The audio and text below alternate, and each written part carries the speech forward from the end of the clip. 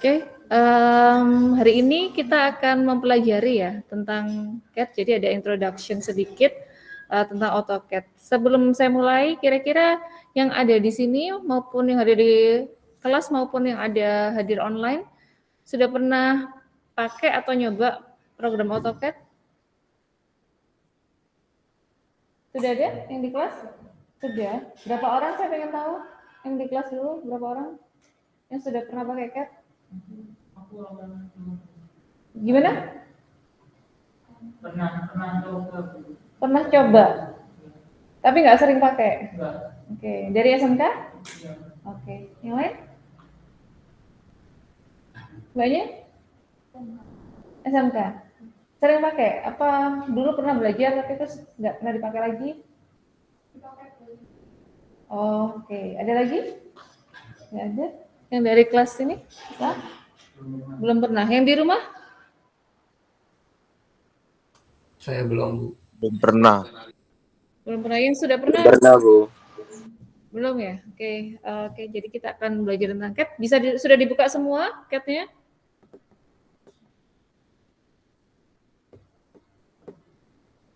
Dibuka dulu semua ya AutoCAD-nya. Saya akan share dulu.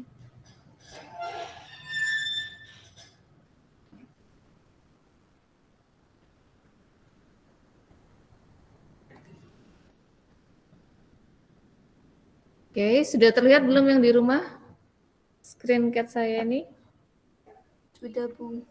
Oke. Oke. Tolong dibuka semua sambil nunggu mungkin yang masih loading. Ini AutoCAD-nya versi 2020. Ya. Boleh pakai yang versi lama, boleh. Saya nggak mempersyaratkan harus versi berapa-berapa. Basicnya sama soalnya, cuman tampilannya agak beda. Tampilan itu maksudnya peletakannya ya. Misalnya ini di grup jadi satu di sini. Kalau yang lama mungkin dia masih kecer-kecer ya, masih belum ke grup jadi satu antara drawing tool, modify tools, annotation dan lain-lain. Tapi intinya sama. Kemudian kalau misalnya AutoCAD ini kan hanya tools ya, tools alat bantu untuk kita menggambar. Jadi penggunaannya itu kembali ke preference masing-masing, ke style masing-masing orang yang menggunakan. Jadi kalau saya punya saya CAD-nya saya kayak gini ya. Terus tapi kalau saya nggak prefer nih, misalnya background-nya kok hitam gini, saya pengennya background-nya putih kayak Microsoft Word gitu ya misalnya. Itu bisa diganti. Tapi untuk gambar karena CAD ini gambar fungsinya lebih ke gambar detailing, saran saya pakai yang hitam ini kenapa? Biar matanya nggak gampang capek gitu. Jadi kalau kalian udah background-nya udah hitam ini ya udah biarin hitam. Tapi kalau belum bisa diubah. Ini diklik kanan, ada paling bawah ada option. Ini AutoCAD berapa aja sama kalau kayak gini. Kemudian ada display. Nah ini color theme-nya bisa dark, light atau apa. Nah ini bisa diganti misalnya mau putih. Nah background-nya nanti putih. Kalau penggambarnya. Kalau saya pengen putih aja Bu nggak apa-apa ya udah di apply. Jadi nanti background-nya putih semua. Oke, saya cancel dulu. Saya ulangi, kalau mau ganti ini background-nya, penggambaran diklik kanan, di option, kemudian ada display, bisa di color sini, kemudian diganti warnanya. Gitu ya, saya coba. Nah, jadi putih kan? Tapi silau capek gitu matanya. Kalau lihat, karena bidang gambarnya kan lebar banget. Kita pakai yang biasanya aja. Pakai hitam aja, oke. Nah, kemudian di bagian atas yang seperti saya sebutkan tadi, ini ada drawing tools, ada line, polyline, circle, arc, dan lain-lain. Yang di highlight gede-gede di sini ya, mungkin kalau kalian AutoCAD-nya beda, mungkin beda lagi. Tapi basicnya adalah drawing tool, ada line, polyline, circle, arc. Drawing tool ini fungsinya adalah membantu kita untuk membuat gambar sebuah objek. Ya. Dicoba aja nggak apa-apa, misalnya line itu bikin garis kayak gini. Terus polyline ini juga garis. zero ya.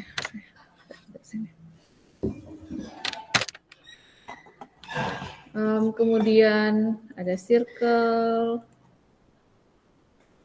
ada arc, dicoba aja kayak gini. Nah ini lengkung, ada rectangle, ada ellipse macam-macam.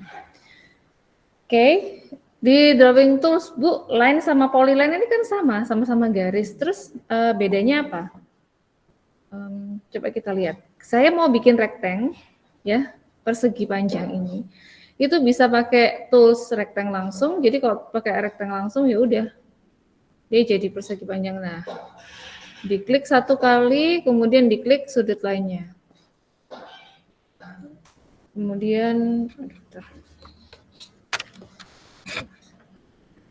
kalau pakai line kita coba. Saya mau bikin persegi, saya klik sudut kedua, klik sudut berikutnya. Kemudian klik lagi. Kalau sudah mau nutup gini bisa diklik titiknya ini atau tekan C. C itu untuk close. Jadi yang nge-close objek yang kita bikin. Nah, sama kan? Sama-sama rektangnya. Nah, selanjutnya kita coba pakai polyline. Caranya sama diklik, klik gitu aja.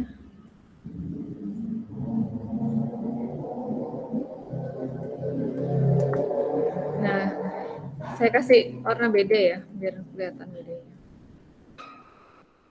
Kuning. Ini saya kasih warna pink, oke.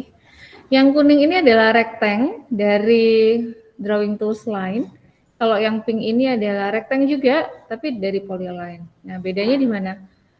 Saya pengen ubah misalnya, saya pengen edit ini. Saya pilih klik. Nah, coba diperhatikan, ketika rectangle yang dari line ini saya pilih, saya select ini, saya klik dulu, kemudian saya klik lagi untuk men-select. Nah, ini dia yang kepilih hanya satu garis saja yang dilalui oleh selection tools-nya ya. Tapi kalau yang ini rectangle dari polyline yang pink, saya klik, saya select, dia akan kepilih semua. Artinya ketika saya mau nge-move atau memindahkan ini objek ini, saya mau pindah objek ini deh, geser gitu agak sana. Yang kepindah ya cuman objek yang ke select saja. Jadi dia pecah-pecah, pisah-pisah. Garisnya terpisah antara satu dengan yang lain. Tapi kalau polyline ini dia jadi satu. Nah, ini jadi satu. Ketika saya select ya udah semua ke select. Kalau saya mau pindah semuanya ikut pindah. Sama seperti rectangle. Jadi kalau rectangle saya pilih satu satu sisi aja, dia juga akan ke select semua sama seperti yang di polyline. Gitu. Nanti bisa kalian coba kalian ekspor sendiri. Bu, yang benar yang mana? Kalau saya mau bikin rectangle, jadi yang benar harus pakai line, polyline, atau rectangle langsung. Enggak ada ketentuan harus pakai ini itu. Kecuali misalnya memang kalian di komen instruksinya harus menggunakan polyline atau menggunakan line. Ya, jadi itu kembali ke preferensi masing-masing. Cat itu kan cepet-cepetan ngerjain. Jadi kalau saya lebih cepat Bu pakai line ya nggak apa-apa. Atau saya lebih cepat Bu pakai polyline nggak apa-apa. Atau paling cepat saya pakai rectangle. Nggak apa-apa, pokoknya jadi gitu ya. Pokoknya jadi bentuk yang diperintahkan seperti itu. Oke, kemudian ini agak berat. Kenapa? Ini tergantung sama memorinya atau RAM-nya komputer atau laptop masing-masing ya. Jadi kalau digeser ini agak berat nih. Oke, kemudian tadi punyanya Bu Sintia kok keluar garis-garis banyak ya. Nah, kayak gini nih. Ini apa nih? Nah, ini yang di bagian bawah, saya nggak tahu kalau yang di versi lainnya. Nah, ini di bawah ada models, kemudian ada grid. Kalau gridnya saya matikan, jadi polos. Kalau gridnya saya nyalakan, nah ini ada grid-gridnya. Ya, ada kotak-kotak kecil-kecil. Kemudian di sebelahnya ada snap mode. Snap mode itu ini membantu kita juga memudahkan. Misalnya saya mau gambar, saya mulai dari titik tengahnya. Loh, ini kan titik sudut-sudutnya ya. Nah, yang keluar kotak kecil-kecil nih. Nah, ini artinya snap. Oh, saya snapnya di sini. Nah, ini saya mau ambil titik tengahnya mana? Enggak ada. nggak ada pilihannya. Kita bisa setting di sini. Diklik kanan.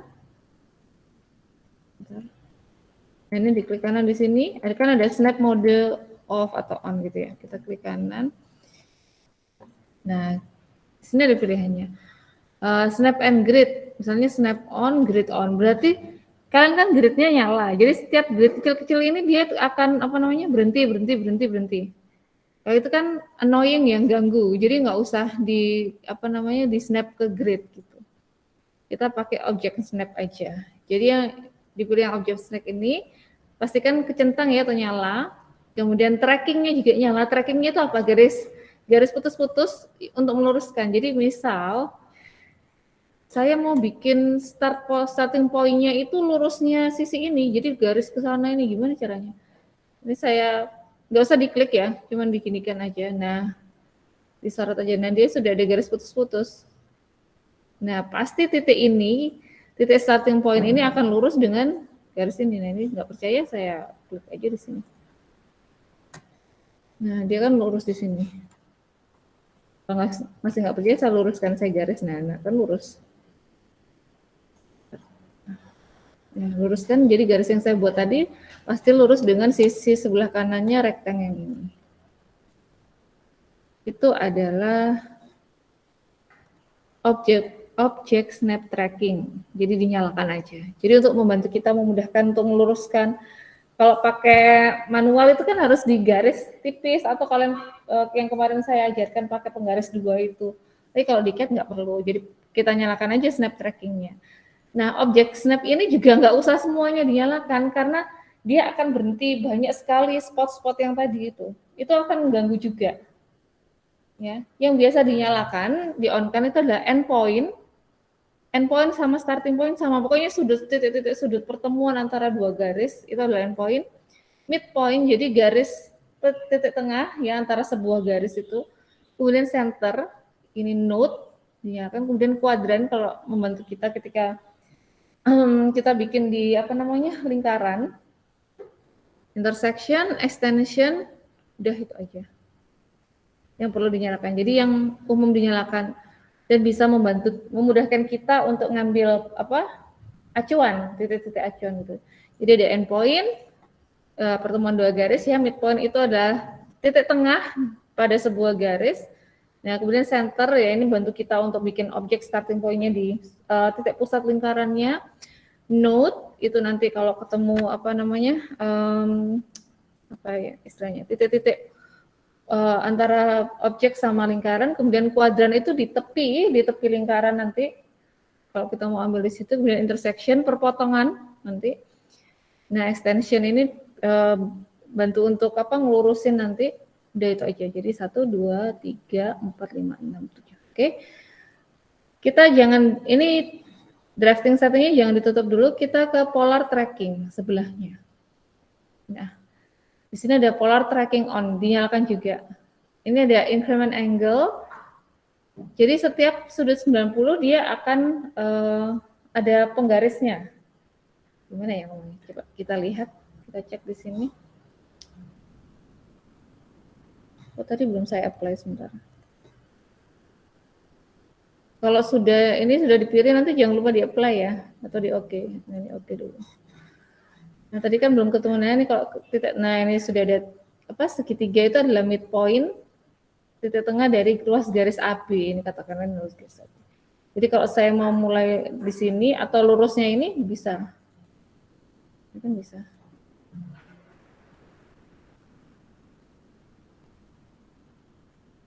Oke.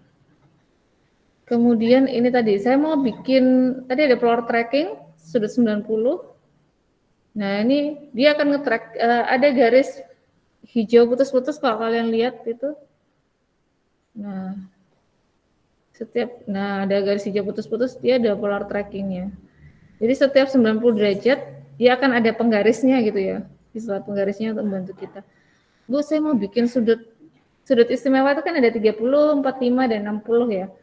Nah, itu juga bisa. Ini kalian lihat di situ keluar angle-nya ada berapa derajat. Nah, ini bisa dilurusin, tapi kan susah, lama gitu maksudnya. kita bisa setting yang di tadi, kita klik kanan di sini, snap setting, kita pilih yang polar tracking, kita bisa bikin additional angle di sini ya. Kita add new, masukin berapa biasanya 30, 45, 60 gitu. Kalau sudah di oke. Nah, sekarang saya akan bikin garis sudut pada sudut 30 derajat. Nah, ini lihat 30 derajat dia sudah ada bentukannya, kita ke 45, nah sudah ada bentukannya, 60, nah ini 60. Sebelumnya itu nggak ada, jadi cuman kita berhenti 30, 45, sama 60. Nah, ada garis putus-putus panjang, itu adalah garis bantu bahwa kita sudah nyeting tracking bantuannya di sudut-sudut itu. Boleh ditambahin lebih banyak, boleh. Cuman biasanya yang umum dipakai ya cuman ini aja, sudut berikutnya 120 dan seterusnya nggak perlu. Jadi kita bisa main mirror-mirror gitu. Karena semakin banyak penggarisnya itu juga dia akan berhentinya semakin banyak gitu ya. Itu juga akan mengganggu kecepatan kita gambar. Aduh ini kok bola-balik nge-snap gitu kan. Jadi kita nyalakan aja atau kita masukin yang kita butuhin aja. Oke, itu basicnya apalagi ya. Kemudian circle, itu tinggal bikin circle lingkarannya titik pusatnya. Kita klik ini untuk pusat lingkaran. Kemudian ini adalah radiusnya. Jadi kalau kalian lihat di bawah ini juga ada command tools. Jadi dia akan menyala ya sesuai dengan perintah apa yang sedang kita kerjakan. Misalnya saya mau bikin ini lingkaran.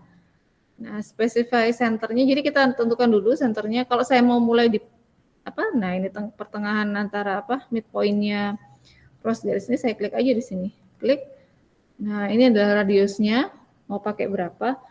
Saya nggak mau pakai radius, boleh mau pakai diameter, tapi ketik dulu. Lihat di bagian bawah itu ada komennya dia specify radius circle or diameter. Jadi kalau mau masukin diameter, karena ini defaultnya adalah kita inputnya radius atau jari-jarinya, kita ubah dulu ke D. Ketik D, kemudian di enter. Nah, berarti kalau ini kita masukkan diameternya. Kalau sudah di input, di enter. Sama nggak sih Bu kalau misalnya saya masukin jari-jarinya gitu. Klik, ini kan defaultnya radius ya, kita masukkan radiusnya 2,5. Sama, hasilnya sama. Saya masukkan jari-jarinya atau diameternya. Ini lurus nih. Nah, ini yang saya bilang tadi kuadran itu di tepiannya ini loh, tepiannya lingkaran. Nah, ini kan lurus.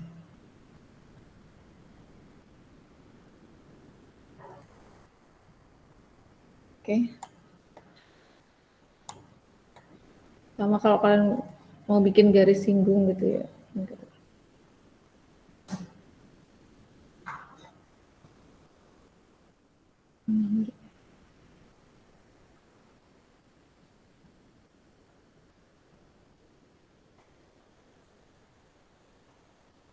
Nah, ini kan bisa bantu membuat kita ini. Jadi ini senternya sama, lurus. Oke, kemudian yang lain bisa dieksplor ya, ada ellipse dan macam-macam lagi. Tapi yang umum dipakai ya yang di highlight di sini. Gitu.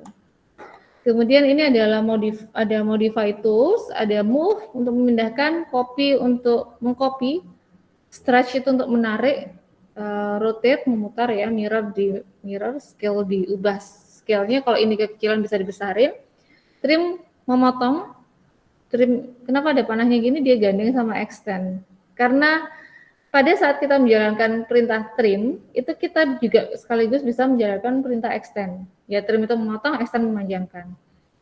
Gitu. Kemudian ada fillet, gandengannya sama chamfer, biasanya ada. Yang baru ini ada blend curve. Biasanya fillet sama chamfer aja, jadi gandengan. Kalau fillet itu kita bikin, kalau persegi ini kan sudutnya tajam.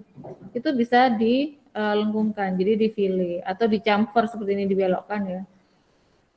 Oke, sorry.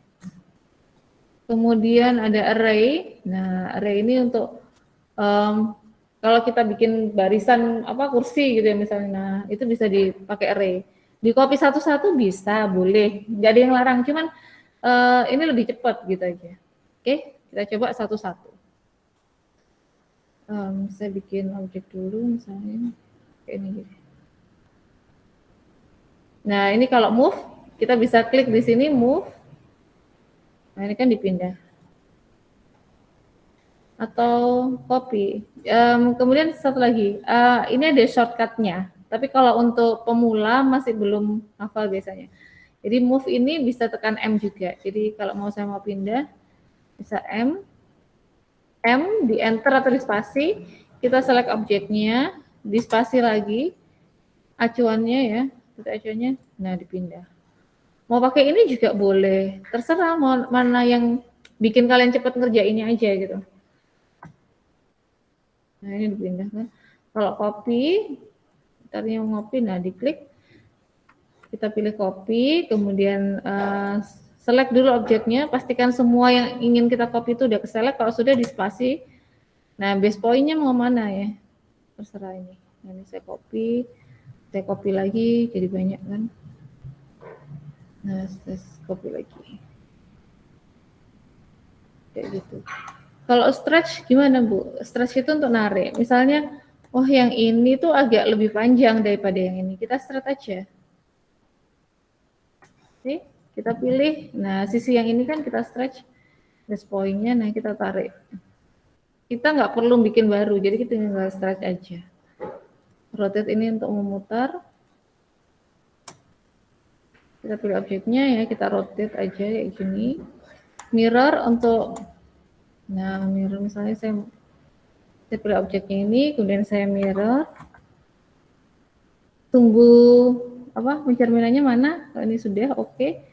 Nah ini ada dua opsi. Ini bisa dihapus atau tidak. Kalau nggak dihapus nanti akan ada dua, gitu ya. Dan no, gitu. Nah, akan ada dua seperti ini. Kalau ini tadi dihapus, tinggal tekan yes aja tadi. Nah, akan pindah ke sini. Scale itu untuk memperbesar. Ini misalnya saya scale. Saya klik ini base point-nya. Nah, bisa di copy atau reference. Kalau copy berarti nanti objeknya ada, tetap ada. Saya scale 2 kali gitu ya misalnya. Nanti akan gede ini. Kan asalnya seperti ini. Saya scale jadi 2 kali. Nanti akan lebih besar seperti ini. Bu, kalau misalnya ini, lingkaran ini mau saya scale, tapi biar sama ukurannya sama lingkaran yang ini, bisa. Tapi saya nggak tahu, Bu, ini jari-jarinya berapa gitu misalnya. Bisa. Jadi kita scale gitu ya. Kita ambil titik base point-nya. Di situ di bawah perhatikan komen tab-nya ada copy sama reference. Kita pilih yang reference. Jadi yang referensi ini biru-biru ya. Oke.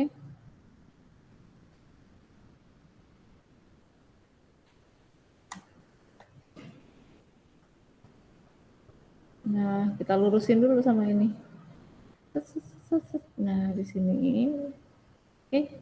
Nah, ini lingkaran ini sudah sama dengan lingkaran sebelahnya. Masa sih Bu, saya nggak percaya, boleh digaris.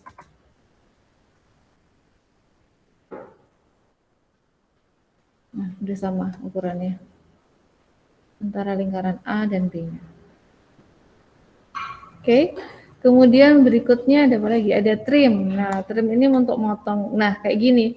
Wah, ini kok kelebihan ya garisnya seperti ini. Kita bisa pakai trim. Kita potong. Kita klik kanan dulu. Nah, kemudian pilih objeknya akan kita potong. Kita potong. Oke, saya ulangi. Ya, kita pilih trim, kemudian klik kanan dulu. Nah, kemudian pilih objeknya yang mau dipotong. Oke. Kalau extend, sebenarnya di trim itu juga bisa nge-extend, jadi nggak usah perintah extend nggak apa-apa. Kita pilih trim, klik kanan dulu. Nah, kalau tadi kan kita pilih objek yang mau dipotong, ya tinggal diklik aja gitu. Tapi kalau mau di-extend, kita tekan Shift, nah baru diklik objeknya. Ini akan memanjangkan objek yang kita inginkan. Kalau di trim ya tinggal dipotong aja. Nggak usah ditekan Shift. Oke, kemudian ada banyak lagi, ada fillet. Kita coba filletnya.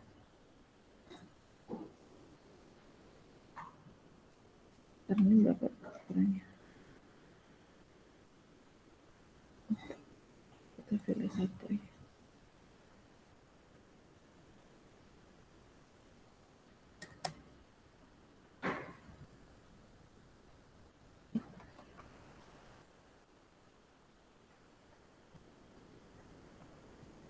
Oke. Nah ini untuk rectangle kan sudutnya lancip gini, kita bisa fillet jadi halus gini. Ya caranya tekan fillet, kemudian pilih radius dulu, misalnya 1.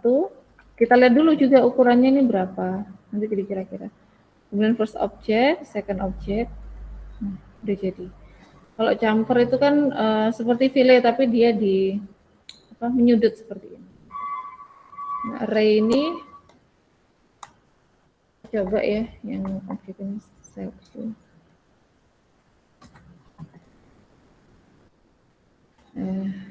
Kita array,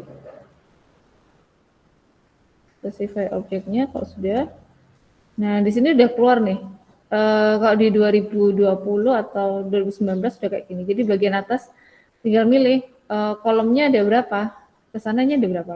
Saya ganti 5.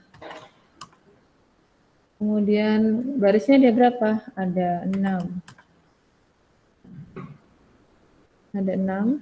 Nah ini jaraknya berapa? Ini misalnya 15. Dan jaraknya kan jadi, tadi kan 10 misalnya. Nah jaraknya yang ini misalnya 5, 10 gitu. Nah kan jaraknya jauh-jauh gini. Sudah di oke. Ini adalah array. Bisa Bu di copy satu-satu bisa, cuma kan agak lama. Jadi kalau mau bikin objek yang tertata teratur gini, pakai array aja lebih cepat. Okay. Berikutnya ada annotation. Ini untuk ngasih dimensi, ya. Itu nanti dulu. Annotation sama layer akan saya bahas berikutnya. Jadi gimana caranya ngasih dimensi, ngatur dimension stylenya, ukurannya berapa gitu nanti saya jelaskan berikutnya. Untuk sekarang kalian bisa coba-coba dulu ya.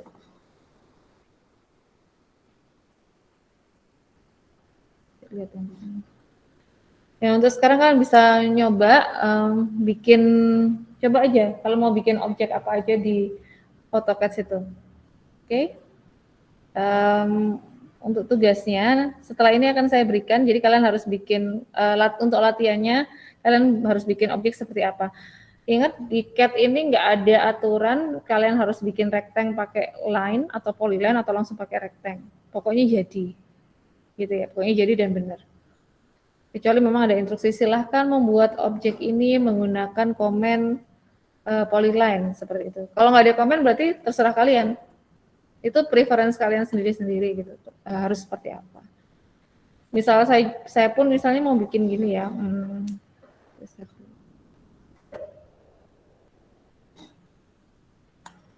Misal saya punya objek ini.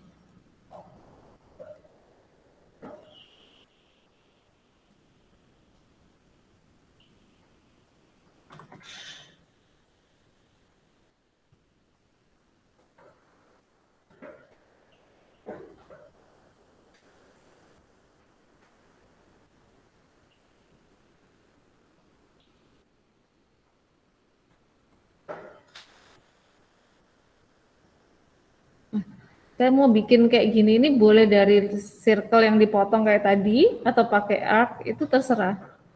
Ya pokoknya jadinya kira-kira gitulah sama.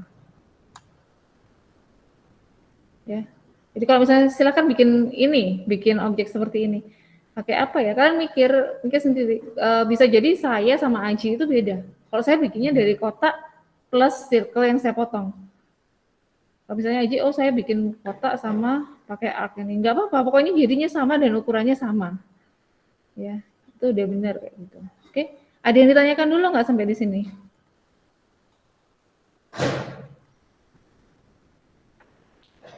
Kira-kira ada yang ditanyakan dulu nggak? Yang di kelas dulu ada yang ditanyakan? Skala itu hanya masalah kita ngeplot atau kita ngeprint gitu ya. Jadi kita gambar itu juga preferensi masing-masing. Nanti kalau kalian masuk ke kantor A, B, C dan seterusnya, mereka punya style sendiri. Kalau saya misalnya style saya adalah pakai milimeter. Maksudnya orang arsitek milimeter. Jadi ketika saya ngetik 1 meter, saya harus ngetik masukkan 1000. Tapi teman saya beda lagi. Suami saya deh, sama-sama ngasih keluar. Jadi kalau bikin proyek, skalanya pakai meter. 1 meter ya 1. Nggak ada masalah. Masalahnya adalah kita setting plottingnya nanti. Saya ngeplotnya pakai skala. Jadi kalau ketika gambar ya sesuaikan dengan aturannya di kantornya masing-masing gitu misalnya. Kalau di kelas saya, kita pakai milimeter aja. Nah, soalnya nanti ini kebawa ketika someday ya, misalnya kalian belajar Revit, saya barusan belajar Revit, itu skalanya pakai milimeter. Jadi nggak kaget kalau saya udah biasa bikin objek pakai skalanya milimeter. Karena ternyata yang di international style, kita bikin objek itu ya pakai milimeter. Gitu. Tapi mungkin kalau yang biasa pakai meter, ya agak nyesuaiin dikit gitu ya, kan tinggal ngubah milimeter ke meter gitu. Okay. Jadi untuk yang awal-awal ini nanti ngikut saya dulu ya. Jadi kelas saya ikut aturan saya dulu, nanti kalau sudah keluar dari kelas saya terserah kalian. Jadi nggak usah khawatir masalah Bu, skalanya sekian, itu masalah ngeplot aja, masalah ngeprint aja. Nanti menyesuaikan kertasnya, kita setting di plotternya gitu. Oke, ada lagi yang ditanyakan? Yang di kelas dulu? Nggak ada? Nggak ada yang di rumah? Ada yang ditanyakan nggak kira-kira? Bu, cara ekspor gambarnya gimana, Bu? Hah? Ekspor hasilnya, Bu, kalau sudah selesai. Oh, belum dulu. Itu nanti saya ajari. Itu tadi annotation-nya belum saya ajari kok. Bertahap ya. Jadi sekarang kita akan belajar menggambar objeknya dulu sama modify objek. Gimana, Arif? Iya, Bu, sudah paham. Nanti kita bertahap. Jangan langsung kayak anak kecil gitu ya, kayak anak bayi itu kan nggak langsung kita kasih makan nasi kan. Kita kasih bubur dulu, pelan-pelan belajarnya. Kalau kalian sudah apa istilahnya lanyah ya, udah biasa gitu, kita kasih yang step berikutnya. Gimana sih cara bikin ini, dimension style-nya harus kayak gimana. Kemudian kita nyeting layering itu nanti wajib dipakai. Itu harus seperti apa. Nanti baru kita lari ke ngeplotnya. Ngeplot itu bukan berarti ngeplot hanya cetak di atas kertas tuh enggak. Kita bisa bikin cetak ke JPEG, bisa bikin ke PDF. Nah, itu yang dimaksud ekspor. Tapi kita istilahnya di CAD ngeplot. Plot ya, plottingnya nanti. Gitu. Gitu ya. Ada yang tanyakan lagi yang di rumah? Belum ya? Silakan kalian coba-coba dulu sambil saya siapkan latihan yang harus kalian selesaikan. Ya, di pemanasan dulu kalian, nanti sekitar 5-10 menit lah, nanti saya post di Speedjar ya. Jadi yang harus kalian selesaikan untuk latihan AutoCAD dasarnya ini. Gitu? Ada yang ditanyakan? Belum ada ya? Oke, kalau belum ada pengenalan AutoCAD hari ini saya akhiri dulu sampai di sini. Silahkan 5 menit dari sekarang atau 10 menit nanti saya info ke ketua kelas. Tugasnya akan saya siapkan di Speedjar. Oke, saya akhiri dulu. Terima kasih. Assalamualaikum warahmatullahi wabarakatuh. Waalaikumsalam warahmatullahi wabarakatuh. Waalaikumsalam warahmatullahi wabarakatuh.